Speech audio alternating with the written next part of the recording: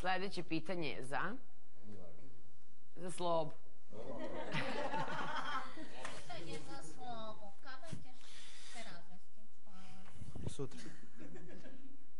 Zar te nije blam što si obmanjivao sve nas gledaoce do sada? Nisam ja nikoga obmanjivao.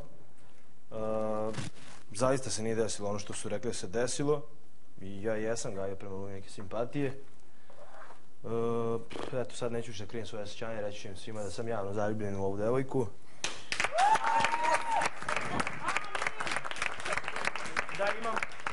Znači, ipak sam ja bila u pravu, nemate potrebe da se Da, ali to sve onako postepeno već. Vi ste nas onako spojili.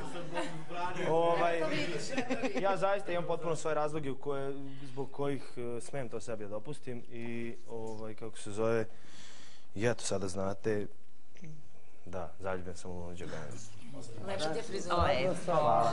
I sutra ko žele se šiša, 500 dinara šišanje, Saški 20% za makaze. Za mene besplatno. Dosta što je bilo džabe. I još samo da iskoristim priliku, izvinite, da se zahvalim produkciji za sinoćnje iznenađenje, stvarno je bilo dirljivo i mnogo vam hvala. Ljubim vas puno, mnogo ste me usrećeni. Pozdrav za